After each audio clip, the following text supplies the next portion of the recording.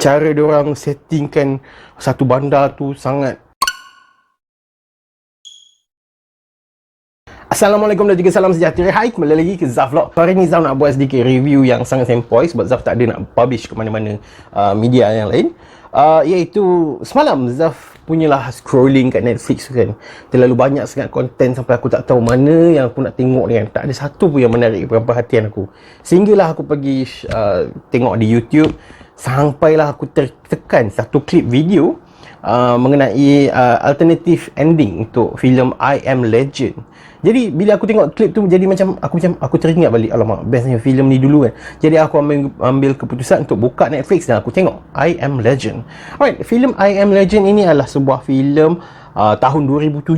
Setelah 13 tahun, filem ini masih lagi ditayangkan dan ditayangkan di Netflix, okay, of course, streaming service.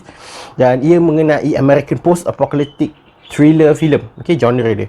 Dan dia berdasarkan sebuah novel pada tahun 1954 dengan tajuk yang sama, I Am Legend, yang ditulis oleh Richard Matheson, okay.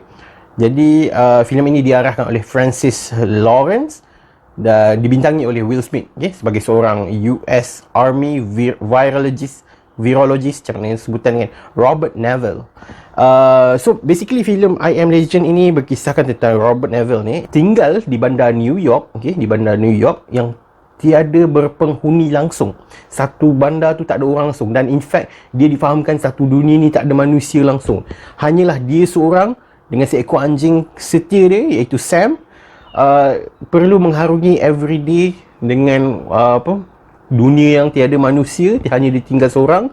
Dan pada waktu malam terdapat satu makhluk yang dipanggil sebagai Dark Seekers, iaitu manusia-manusia yang telah bertukar menjadi seolah-olah macam zombie ataupun vampire. Sebab vampire dia tak boleh kena dengan cahaya matahari, tapi dia boleh sangat menjadi sangat vicious lah, sangat jahat, sangat boleh makan orang semua kan. At the same time, Robert Neville ni telah berazam untuk mencari bukan sahaja vaksin untuk tidak terkena dengan virus tersebut, malahan dia telah jumpa, dan sekarang ni Neville dia tak boleh di-infected dengan virus tersebut, tapi sekarang ni dia cuba nak cari cure untuk mengubati semua Dark Seekers yang telah dicemarkan oleh virus tersebut. Jadi as along the way it goes, dalam filem ini aku tak nak cerita lebih sebab aku rasa boleh je cerita lebih sebab filem ni dah lama, dah 13 tahun. Aku boleh cerita dia punya spoiler, which is after a few, dan difahamkan Dark Seekers ni mempunyai minda dia sendiri. Dia masih boleh berfikir sebab dia telah menghasilkan satu trap yang sama yang dihasilkan oleh Robert Neville ni untuk memerangkap Robert sendiri. Dan pada waktu tersebut memang intens gila. Pada waktu tu memang dia terperangkap, dia terikat kaki sampai tergantung, terhantuk kepala sampai dia unconscious, sehinggalah nak senja, which is lagi beberapa minit lagi nak gelap dan Dark Seekers akan keluar kan. Tapi yang aku perasan dalam film ni, aku dulu ingatkan Dark Seekers ni seolah-olah macam Days Gone punya zombie tau, terlalu ramai, macam banyak gila kan. Tapi sebenarnya tak banyak juga, sebab bila aku tonton untuk yang baru ni, aku baru perasan yang the amount tu tak sebesar apa yang disangkakan selama ni tau. Sebab aku ingatkan the whole world semua telah jadi zombie. Sebenarnya tak, dalam 5% macam tu saja dalam dunia ini yang manusia telah bertukar jadi Dark Seekers, yang lain telah mati. So itulah benda dia. Selepas kematian Sam, anjing kesayangan dia, waktu tu memang air mata berjurai-jurai. Orang, aku rasa semua lelaki perempuan tanpa mengira usia memang akan menangis waktu tu, sebab your own best friend, a dog, dan meneman kau waktu tak ada orang langsung telah mati dan tinggal kau seorang. So it was heartbreaking waktu tu. Itu menjadi satu iconic scene, which is sampai sekarang orang ingat tentang scene tersebut. Dan selepas anjing dia mati, tiba-tiba waktu dia nak bunuh semua Dark Seekers tu dan cuba membunuh diri, dia telah berjumpa dengan seorang wanita. Aku dah lupa nama dia siapa semalam, aku lupa. Seorang wanita dan dengan seorang kanak-kanak iaitu Ethan. Nama budak aku ingat lah. So selepas tu baru hari keesokannya, setelah Robert Neville telah diubati oleh wanita tersebut ingin pergi ke satu tempat ni, which is a safe haven, which means mempunyai satu kelompok manusia yang masih hidup yang immune dengan virus tersebut.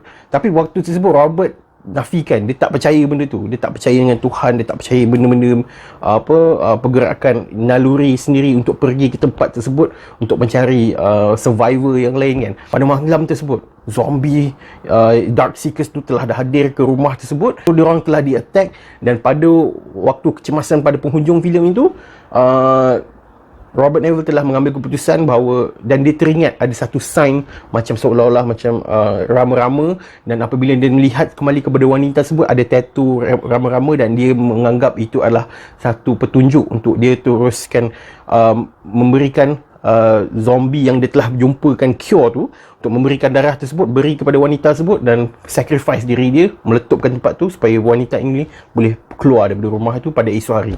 Dan ternyata memang selepas hari esoknya dia telah pergi ke tempat tersebut dan jumpa dengan golongan manusia yang lain dan berjaya, dan dia menjadi seorang legend atas terjumpanya cure dengan virus tersebut kan. So dan tamat di situ. Dan apa yang menjadikan benda ini menarik adalah filem ini pada tahun 2007, tapi dia punya CGI was still, sekarang ni kalau kau tengok, even filem tempatan pun tak boleh nak challenge level 2007 Hollywood tau. Cara diorang settingkan satu bandar tu sangat kosong dengan sangat lapuk, sangat nampak kotor, semua tu memang sangat real, dengan haiwan pun dah berkeliaran banyak dekat kawasan New York tu. Kemudian dengan sinematografi memang sangat-sangat cantik, color grading dan juga tone memang kena dengan tema apokaliptik tu. Dan cuma ada satu benda yang aku nampak obvious adalah CGI Dark Seekers tu lah. Sebab aku tak boleh nafikan, dia punya CGI, bila aku tengok balik I Am Legend, dia punya CGI memang nampak animated lah untuk Dark Seekers kan. Mungkin kalau dia orang remastered balik, mungkin boleh nampakkan Dark Seekers tu lebih menggerutu, lebih nampak kotor, nampak lagi skinny ke apa kan. Mungkin dia orang boleh buat remastered ke apa kan. But then nevertheless, I Am Legend was one of my favourite movies since aku kecil lagi. Masa tu aku tengok kat TV2 ke apa tak. TV2 kan selalu keluarkan cerita I Am Legend kan. So sampai sekarang memang aku boleh katakan I Am Legend adalah, walaupun rating di IMDb dan juga Rotten Tomatoes dia tak adalah tinggi mana, tapi bagi aku I Am Legend adalah filem yang klasik. Dia dah mencapai level klasik di mana bila kau tonton filem tu, kau tak rasa macam filem itu mempunyai tarikh tertentu. Dia macam seolah-olah filem tu kau boleh tengok pada waktu bila-bila masa saja. So even aku rasa macam in future dalam 2030, 2050 kau boleh tonton lagi filem I Am Legend ni kan. So yeah, rating untuk filem I Am Legend ni aku bagi sebanyak 5/5 bintang, Infinity Stars. Dan aku ingin berkata sedikit tentang alternate ending dia. Alternate ending dia memang sangat-sangat berbeza. The final shot di makmal tersebut, apabila sepatutnya dibagi darah tu kepada wanita tu dan sacrifice diri tu, ada satu scene tu perubahan dari segi jalan cerita yang membuatkan the whole story bertukar. Dia dah jadi lain.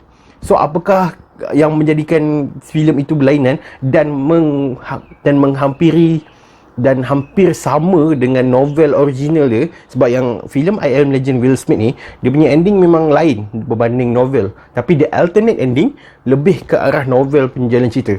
Kau nak tahu macam mana, kau pergi tengok dia punya video yang Zaf akan bagi link pada penghujung video ni. Okay, so itu saja untuk hari ni. Thank you very much for watching. Jumpa lagi pada Zaf Vlog akan datang. Thank you.